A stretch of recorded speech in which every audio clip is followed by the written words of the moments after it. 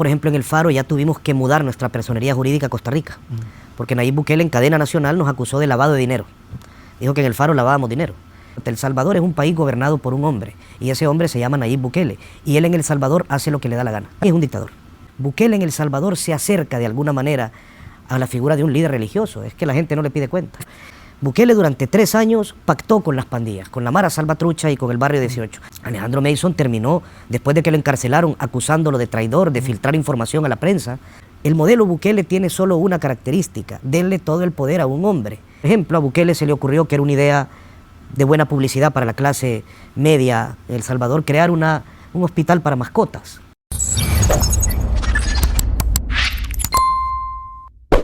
Algunos dicen de que hemos encarcelado miles, pero la realidad es que hemos liberado a millones.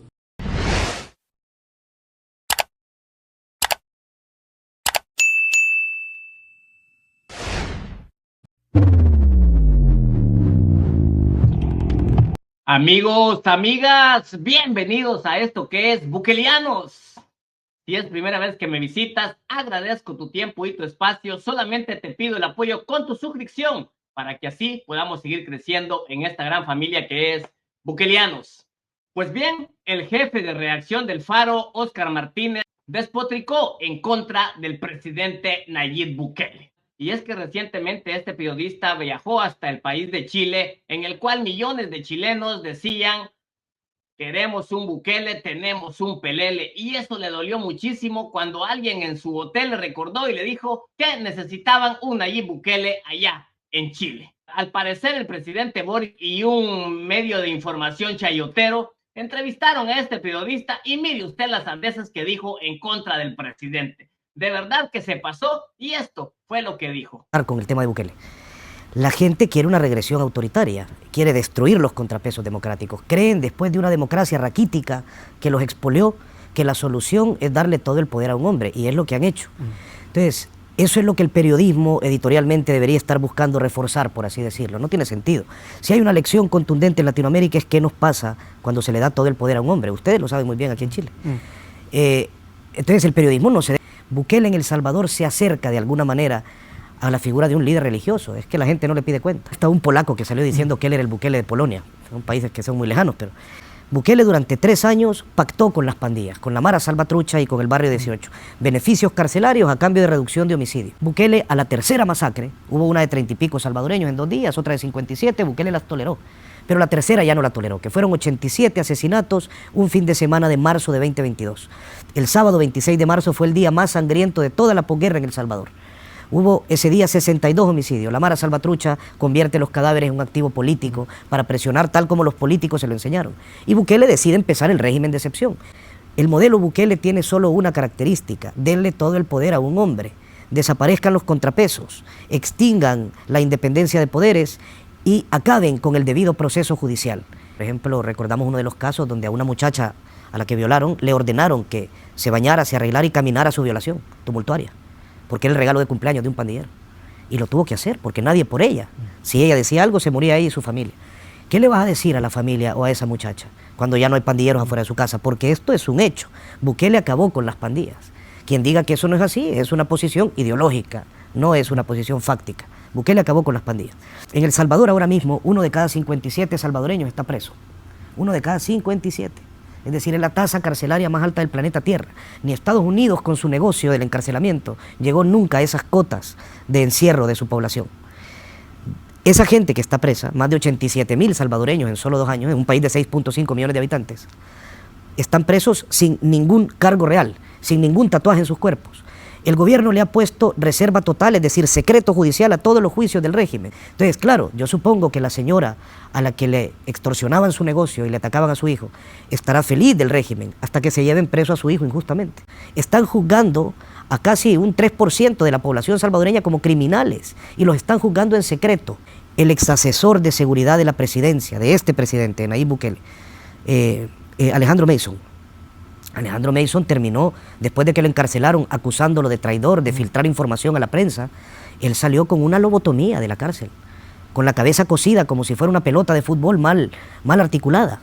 Y así se lo entregaron a su familia. Y dijeron que había muerto de edema pulmonar, que es un poco la razón que ponen en todas las autopsias de los más de 350 cadáveres que han salido de las cárceles del régimen. Edema pulmonar. Muchísimo trabajo que organizaciones de la sociedad civil como Cristosal, como Movimiento de las Víctimas del Régimen, como Socorro Jurídico Humanitario, están haciendo para documentar casos, documentan aquellos casos donde los familiares se acercan. Por ejemplo, a Bukele se le ocurrió, que era una idea de buena publicidad para la clase media en El Salvador, crear un hospital para mascotas, con las ganancias del Bitcoin, que dicen que hemos tenido, porque el Bitcoin tampoco podemos conocer cuánto lo compran si el presidente no pone un tuit. Eso se llama Chivo Pets, se llama el hospital. La información de Chivo Pets es reservada. Ya no te digo la información de los muertos en el régimen. Es decir, El Salvador no es más una democracia. Yo creo que la palabra, esa palabrita tan académica y con tantas florituras de autocracia, ya también se quedó corta. El Salvador es un país gobernado por un hombre, y ese hombre se llama Nayib Bukele, y él en El Salvador hace lo que le da la gana. Es un dictador. Entonces Bukele logra ganar la Asamblea Legislativa con su partido Nuevas Ideas en 2021. En la primera sesión legislativa, donde los salvadoreños le otorgaron mayoría legislativa absoluta, su asamblea, violando la Constitución, remueve a la Sala de lo Constitucional de la Corte Suprema de Justicia e instaura la propia. Y remueve al fiscal general que estaba investigando toda la corrupción de Bukele y los pactos con las pandillas, e imponen al actual fiscal. Es decir, desde el día 1 utilizaron las herramientas que la población les concedió a través de las urnas para inconstitucionalmente empezar a controlar todo el poder. Ahora mismo no existe ni Corte Suprema independiente, ni jueces independientes en las posiciones claves de juzgamiento, ni Corte de Cuentas independiente, y evidentemente la Fiscalía y el Ejército están dirigidos por fieles de Nayib Bukele. No hay contrapeso, Daniel, ninguno. 4 artículos contundentes. La Constitución de la República impide la reelección inmediata. De hecho, hay un artículo donde dice que se le retirarían los derechos ciudadanos a quien haga consignas a favor de la reelección. Pero la Corte, impuesta por Bukele, hizo una reinterpretación que es digna de los Simpson.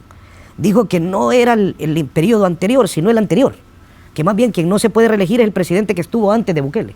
Es decir, hicieron una lectura ahí lingüística a un nivel absurdo para que Bukele pudiera reelegirse. Bukele ganó en las urnas, sí, sin derecho a competir. Bukele es un presidente inconstitucional, según la Constitución de El Salvador. Ya dio señales de ello, pero además ya dio una nueva señal. En este nuevo periodo inconstitucional, ya su asamblea reformó el mecanismo para reformar la Constitución. Antes, una asamblea la reformaba y la siguiente, en el otro periodo, tenía que ratificar esa reforma. Hoy ya dijeron que no, que la misma asamblea puede reformar y ratificar. Es decir, Bukele ahora mismo ya modificó las leyes para poder reformar la Constitución en 1 hora. Alguien duplique el ejército, ¿para qué? En un país donde en teoría ya derrotó a las pandillas. Yo lo tengo claro, porque Bukele sabe que cuando los índices de popularidad extraordinarios que tiene bajen, y bajarán a un ritmo extraordinario, porque pocos presidentes habían mantenido tanta popularidad tanto tiempo, cuando bajen y los aplausos dejen de escucharse, se van a escuchar las botas militares. Y no va a ser la primera vez en América Latina. Nosotros, cuando hicimos una investigación sobre las finanzas de la pandilla más grande, que es la Mara Salvatrucha, con el New York Times y el Faro, titulamos La Mafia de Pobres. Porque eso es lo que es decir, ellos generan un impacto terrible a los pequeños comerciantes, porque si te extorsionan con $30 mensuales, tu ganancia es mínima ya. Pero la economía que tenían es de subsistencia, porque si vos tenés 40.000 miembros en la Mara Salvatrucha, ellos hacían $31 millones más o menos al año, era para derrame económica, y si eso lo dividieras, el salario promedio sería $64 al mes cada uno, pero no lo dividían así.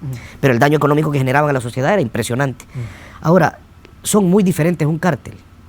Un cártel tiene como interés único la acumulación de dinero. Si un sicario del cártel Jalisco Nueva Generación en México no le pagan, no mata para ellos, sino que mata para otro grupo. Las pandillas en su seno, y esto es algo que al buquelismo le encanta sacar de contexto cada vez que lo decimos, los periodistas, tienen un origen que es identidad cultural. Es decir, si alguien a los 13 años, en lugar de decirle sos el hijo pobre de un campesino pobre y el nieto pobre de un abuelo pobre, en lugar de eso le decís, o le hacían una oferta, y era la única que tenía en su vida, vas a ser el niño de Hollywood, o vas a ser Rudy de tal pandilla, y la gente te va a temer en tu barrio porque nosotros ejercemos una violencia brutal. A esa edad muchos niños escogían esa identidad y no la otra. A eso me refiero con identidad. Y eso pobló a las pandillas de miles y miles de jóvenes. Nunca he conocido una pandilla que tenga el nivel de negociar con un presidente, como en El Salvador lo han hecho con Mauricio Funes y con Bukele. Las pandillas, de imponerle toques de queda, de poner masacres y muerte de ciudadanos cuando creen que una exigencia no les ha sido cumplida de la manera más expedita. Es decir, las pandillas en El Salvador, en medio de una clase política profundamente corrupta, llegaron a ser actores políticos, llegaron a dar conferencias de prensa desde tabernáculos bíblicos, los sacaban de la cárcel o citaban a la prensa nacional e internacional durante la tregua del FMLN para dar conferencias dentro de las cárceles. Nosotros, por ejemplo, en El Faro ya tuvimos que mudar nuestra personería jurídica a Costa Rica, porque Nayib Bukele en cadena nacional nos acusó de lavado de dinero. Dijo que en El Faro lavábamos dinero. Y luego nos instauró 4 auditorías fiscales, de las cuales nos va a acusar de evasión de impuestos, aunque no haya ninguna evidencia. Nosotros nos defendimos y nos han incluso querido ofrecer un pacto de que si nos declaramos culpables nos perdonan parte del monto, que no aceptaremos, evidentemente, pero lo tuvimos que mudar porque entendimos que antes que por los reporteros iba por la institución y quería congelar las cuentas para que no pudiéramos operar. Entonces, es bien difícil, eso te encarece la operación, pero además no nos dejan entrar a conferencias de prensa, además estuvimos intervenidos con Pegasus, yo creo que tengo lamentablemente el récord de intervención con Pegasus, fueron 43 intervenciones en 17 meses, de un software de la empresa israelí en ese grupo que solo se vende a estados, y el estado ya estaba plenamente controlado por Bukele, entonces las matemáticas son muy sencillas. Entonces, es complicado, han habido avisos donde han intentado abrir casos en la fiscalía contra nosotros por delitos tan absurdos o por actividades tan absurdas como revelación de información confidencial, pero es que ese es mi trabajo. Entonces, es como que me acusen de hacer periodismo. Entonces, hay muchos intentos, pero lo difícil, y esto no solo le pasa al Faro, le pasa a muchos colegas que están haciendo en El Salvador ahora mismo, es que cuando Bukele pierda popularidad vamos a ver la verdadera naturaleza de ese hombre. Él piensa que al interior nuestras investigaciones no le dañan. Cuando esas investigaciones tengan un auge mayor, como ya nos ocurrió con otros presidentes, Nayib Bukele yo creo que va a reaccionar de una manera mucho más expedita contra la prensa independiente del país. Es que veo que eso ocurre en un país o que en Ecuador llego y me dicen queremos un Bukele, o que aquí el recepcionista del hotel donde estoy me dijo necesitamos un Bukele, o que cada taxista de Colombia diga que necesitamos un Bukele. Yo pienso que tenemos que reflexionar en lo pusilánimes que hemos sido para darle democracia a toda la gente. Porque yo entiendo que alguien de los barrios populares no sepa qué es la sala de lo constitucional de la Corte Suprema de Justicia. Nunca se apareció en su vida, carajo. Nunca se apareció en su vida. ¿Por qué van a defender algo que nunca se apareció en su vida? El que estaba fuera de sus casas era el pandillero. El problema es que cuando luego interponen un habeas corpus para encontrar a su hijo capturado en el régimen, ya esa sala a la que van a conocer por primera vez no existe. Hay una falsedad radical en esto que venden los nuevos caudillos autoritarios, que es la democracia fracasó. Yo estoy convencido de una cosa, no fracasó, nunca lo intentaron realmente. Voy a poner un ejemplo. El Salvador fue durante muchos años el país más homicida del mundo. Un fiscal que llevaba casos de homicidio, que ahí se llamaban las unidades de vida, porque somos muy sarcásticos para ponerle nombre a las cosas. Ese fiscal llegaba a tener 500 casos de homicidio a su cargo. Eso era democracia para la gente. 500 casos de homicidio, una persona que tenía que resolverlos. La democracia no se ha agotado. Es decir, el golpe en la puerta del autoritario que dice cerremos este episodio porque se agotó. ¿Cuándo se agotó? ¿Cuándo lo intentaron de verdad? No se ha agotado. Lo que pasa es que te sirve para tu discurso simplón decir esto se agotó. Es la hora de un hombre fuerte que tenga todo el poder. Es una falacia. Acusa al presidente Bukele que el presidente hace lo que quiere en El Salvador.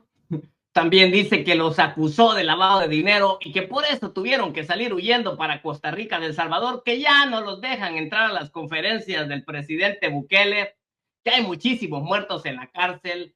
Habla también de aquel caso del famoso Alejandro Mason. Habla de que el presidente Bukele pactó con las pandillas. Incluso habla también del hospital de las mascotas, la Chivo Pets. Muy, pero muy enojado el periodista Oscar Martínez. Le está lloviendo sobre mojado porque obviamente sus mentiras ya salieron a la luz. Pero algo que se aceptó es de que el presidente Bukele, ahora sí lo dicen, el presidente Bukele acabó con las pandillas.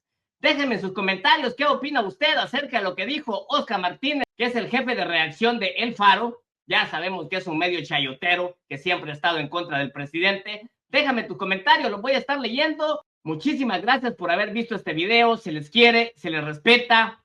Voy a estar esperando los comentarios. Suscríbete a mi canal, déjame tu like. ¡Y salud!